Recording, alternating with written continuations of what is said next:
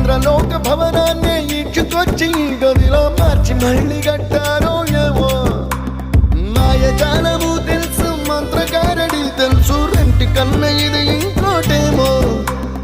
నీలాకాశం నేలాకొస్తే ఇట్టాగే ఉంటాదో ఏమో ఈ సంతోషం దాచాలంటే హృదయాలు ఓ వంద కావాలేమో ఇంతందంగా ఉంటుందా ఈ లోకం ఇన్నాళ్ళు ఈ మనసుకి తెలియాలేదే పాపం